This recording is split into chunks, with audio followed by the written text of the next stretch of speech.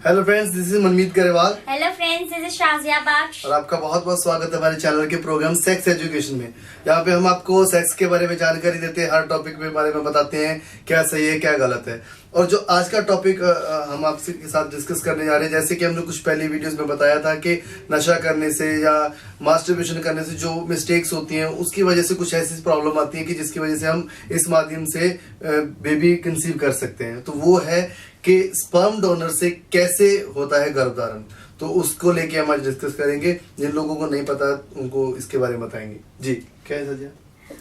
जैसे कि जो भी बॉयज रहते हैं या मेंस रहते हैं वो अपने स्पर्म्स डोनेट करते हैं जरूरत के हिसाब से। हाँ जी, तो वो स्पर्म्स डोनेट करते हैं। एंड जो महिलाओं को जरूरत होती है, जैसे कि अगर उनके हस्बैंड के जो भी स्पर्म्स रहते हैं किसी में कमी की वजह से उन्हें प्रेगनेंसी नहीं हो पाती है, तो इसके लिए वो जो डोनेट स्पर्म्स रहते हैं वो लेकर वो बेबी कंसीव कर सकती है। तो वो कैसे होता है हम आपको आज बताएंगे।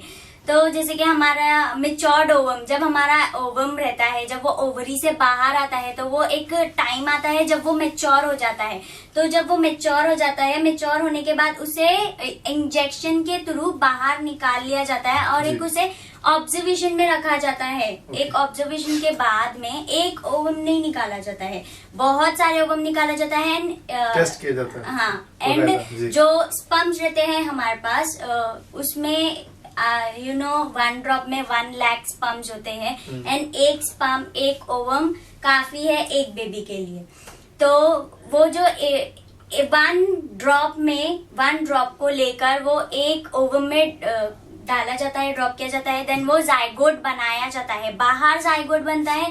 देन जब वो जाइगोट बन जाता है अच्छे से, तो उसे जाइगोट को वापस से उस मदर के टमी में डाल दिया जाता है। हाँ, इंजेक्ट, तो तब जाके बेबी कंसीव हाँ, होता है। तो फिर इसके बाद जो प्रोसीजर होता है उसके बाद बेबी हो जाता है। इस माध्यम से स्पर्म डोनर से बेबी कंसीव किया जाता है। और एक और भी चीज है जिसके बारे में शायद कुछ लोगों को नहीं पता, जो तुमने बताई थी अपने फ्रेंड्स के बारे में, कि अगर कुछ लड़कियों को फिगर का प्रॉब्लम होता है कि फिगर मेंटेन रखना, अपनी टमी में बेबी कंसीव नहीं करना चाहते, इन विट्रो फर्टिलाइजेशन कहते हैं, या फिर जिसे हम टेस्ट ट्यूब बेबी भी कहते हैं। जैसे हमने टीवीज में देखा है या फिर मूवीज में देखा है, टेस्ट ट्यूब बेबी ये वो।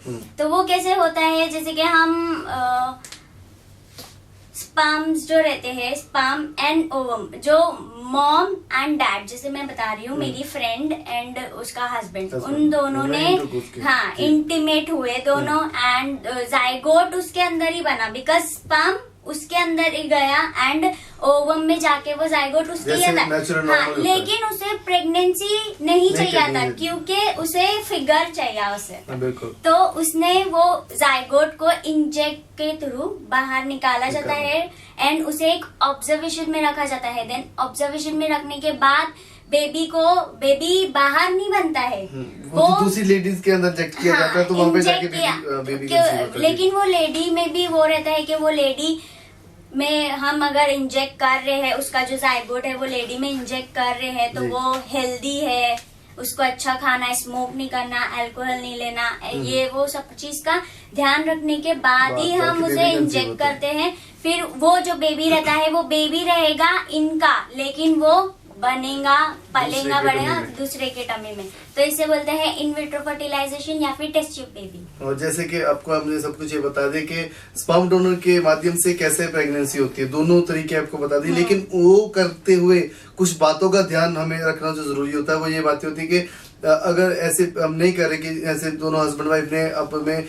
इंटरवेट किया, उसके बाद इंजेक्शन से लेके स्टोर करके दूसरी लेडी की टमी में वो बेबी कंसीव होता है। अगर हम ऐसे नहीं करते, कुछ ऐसे केसेस होते हैं यहाँ पे लेडीज को किसी का स्पर्म किसी ने डोनेट किया है वो लेकर के बेबी कंसीव करना, तो वहां पे भी बहुत सारी बातें होती है जो ध्यान में रखनी होती है। जैसे कि पहले जिसका स्पर्म आप ले रहे हो उसका बायो पता होना चाहिए, वो हेल्थी कैसा है, उसकी बिहेवियर्स कैसे हैं, एटीट्यूड कैसे है, उसका कोई ऐसा मिसबिहेव नहीं होना चाहिए, कोई ऐसी आदत नहीं होनी चाहिए किसी चीज का एडिक्ट। सारे क्रोमोसोम्स तो स्पर्म्स में, तो वो बेबी में हमारे आ जाएंगे, तो इसीलिए हमें सारा ध्यान रखना चाहिए। आपकी जानकारी के लिए बता दूं कि जहाँ पे अगर आप गए हो या जाओगे, तो जिस लड़के का आप स्पर्म ले रहे हो अपने बेबी के कंसीव करने के लिए, तो उसके साथ साथ उसकी बैकग्राउंड का भी आपको ख्याल रखना पड़ेगा कि वो किस बैकग्राउंड से है, कौन सी लैंग्वेज, कौन सी जगह, कौन सी भाषा, कौन सी कल्चर, ये सब कुछ मायने रखता है। फॉर एग्जाम्पल हमने विकी डोनर मूवी देखी, उसमें बोलते हैं कि किसी को प्लेयर चाहिए, किसी को सिंगर चाहिए, किसी को एक्टर चाहिए, तो सब कुछ एक लड़के में होता है। तो ऐसे ही जब